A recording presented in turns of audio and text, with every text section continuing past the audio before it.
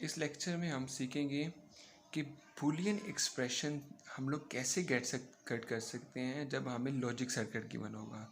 आप देख रहे हैं कि आपको अब एक लॉजिक सर्किट गिवन है और अब आपने इसका लिखना है बूलियन एक्सप्रेशन। तो इसी तरह हम स्टेप वाइज चलेंगे। पहले हम लोग यहाँ से स्टार्ट करेंगे और एंड तक चलेंगे, ठीक है। तो हम पहले देखते हैं कि ये वाला गेट कौन सा है, हम ये रिकग्नाइज करेंगे। तो ये सिंबल किसका है, एंड गेट का, हम इसके ऊपर लिख लेते हैं। फिर हम सेकंड गेट पे देखते हैं कौन सा लगा है, ये भी एंड गेट है, इसके ऊपर भी लिख लेते हैं। और ये हमारे पास सिंबल कौन सा है, और गेट का, हम यहाँ पे भी लिख लेते हैं। अब हम चलते हैं ये छोटे वाले सिंबल्स पे। ये किसका है, नॉट गेट का, इसके ऊपर भी मेंशन कर लेते हैं। और ये किसका है, नॉट गेट का। इसमें लिखने से आपको आसानी रहेगी कि आपने कौन सा फंक्शन इनपुट्स पे परफॉर्म करना है। तो आपने छोटी छोटी पार्ट्स बनाने हैं इस क्वेश्चन की। कैसे बनाने हैं कि पहले आपने इस गेट को डिस्कस करना है कि इस गेट की इनपुट क्या है। हम यहाँ पे चेक करेंगे, यहाँ पे आ रहा है ए, ठीक है, क्योंकि डायरेक्ट लगा हुआ है। तो यहाँ से आ गया ए। और यहाँ पे क्या आ रहा है आपके पास, बी नॉट। इसके इनपुट में आ रहा है बी नॉट, क्यों, क्योंकि यहाँ पे एक नॉर गेट लगा हुआ है। और इसकी इनपुट पे आ रहा है सी, तो यहाँ पे आपके पास सी आ गया। अब एंड गेट क्या करेगा, तीनों को मल्टीप्लाई कर देगा। तो इसकी आउटपुट क्या बनेगी, ए बी नॉट और सी।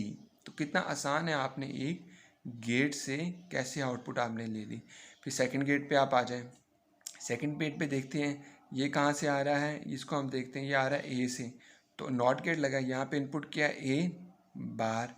और इसकी हम लोग देखते हैं ये आ रहा है बी बार से आ रहा है। तो इसका मतलब है यहाँ पे हमारे पास इनपुट किया है बी बार। और यह कहाँ से आ रहा है, सी। तो यहाँ पे हमारे पास इनपुट किया है सी।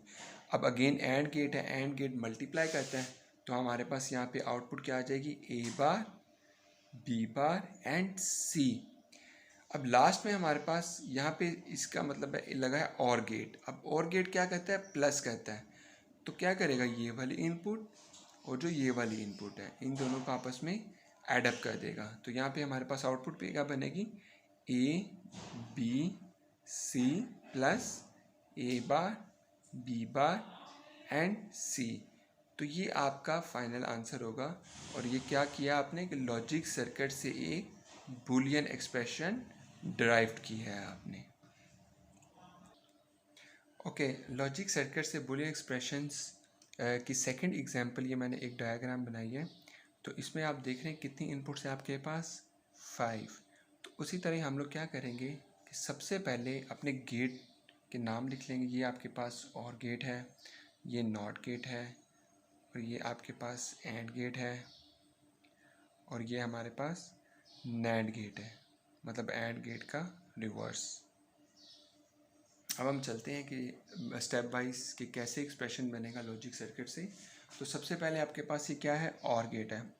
इसमें कितनी इनपुट आ रही है, ए बी सी डी और ई, और दरमियान में कोई नॉट गेट नहीं लगा, कोई और फंक्शनल एंटिटी नहीं हो रही। तो इसका मतलब है और गेट क्या करेगा, सबको सम अप कर देगा, A plus B plus C plus D plus E. तो ये इसकी आउटपुट यहाँ पे आ रही होगी।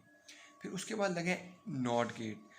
तो नॉट गेट के बाद क्या होगा, A plus B plus C plus D plus E, ये आपके पास आ जाएगा बार, ठीक है।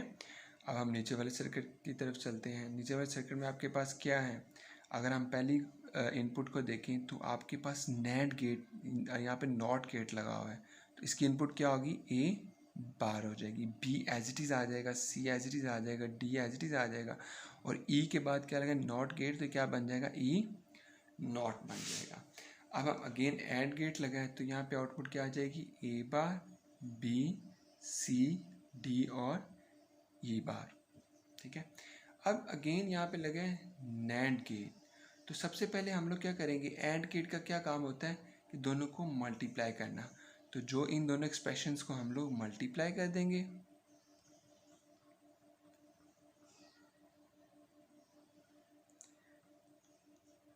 ए bar B C D E, और लास्ट में हम लोग क्या कर लेंगे, इनको बार ले लेंगे। उसकी रीज़न क्या है कि नैंड गेट हम यूज़ कर रहे हैं, एंड के ऊपर अगर हम नॉट लगा देते हैं तो ये हमारे पास नैंड गेट बच जाता है। तो सिमिलरली हमने दो इनपुट्स को आपस में मल्टीप्लाई किया ड्यू टू एंड गेट, और बार हमने इसलिए ये लगाया क्योंकि ये नैंड गेट था आपके पास। ये मैंने सर्किट को थोड़ा सा मॉडिफाई किया अपनी थर्ड एग्जांपल पे।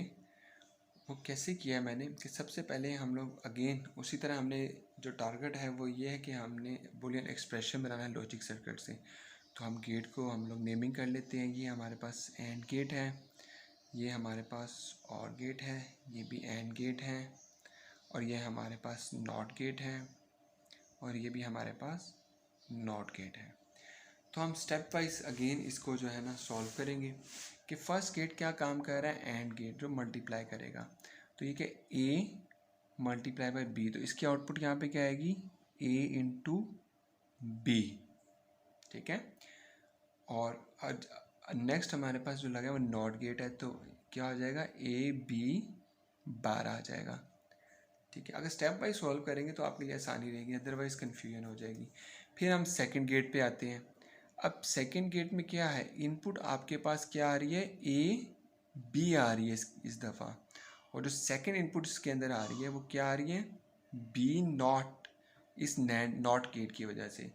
तो अब इसमें जो फाइनल आउटपुट आएगी और गेट की वो क्या आ जाएगी A B plus B bar.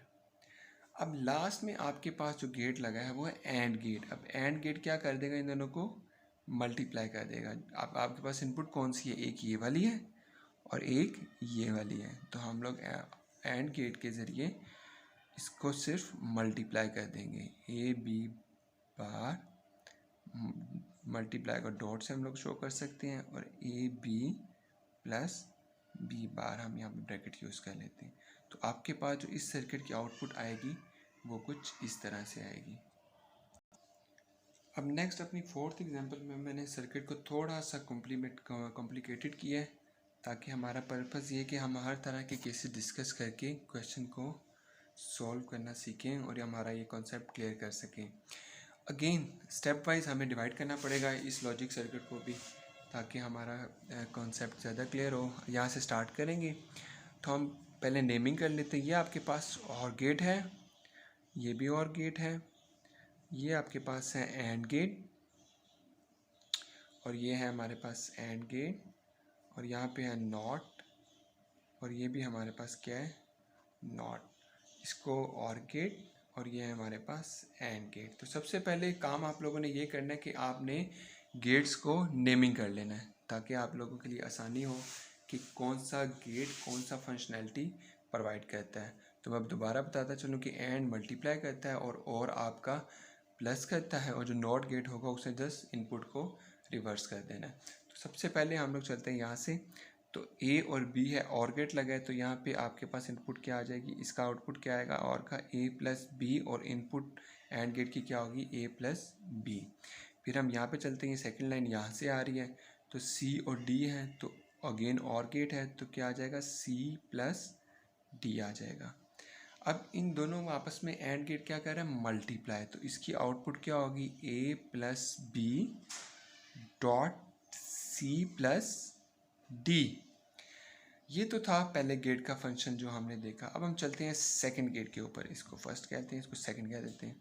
अब सेकंड गेट क्या कह रहा है कि ए प्लस बी से इनपुट आ रही है और वो नॉट हो रही है, तो यहाँ पे हमारे पास क्या आ जाएगा ए प्लस बी नॉट, और ये क्या है यहाँ इनपुट आ रही है सी से, तो सी का नॉट। तो यहाँ पे हमारे पास आउटपुट क्या बनेगी, क्योंकि एंड गेट है दोनों को मल्टीप्लाई कर देगा, A plus B bar dot C bar.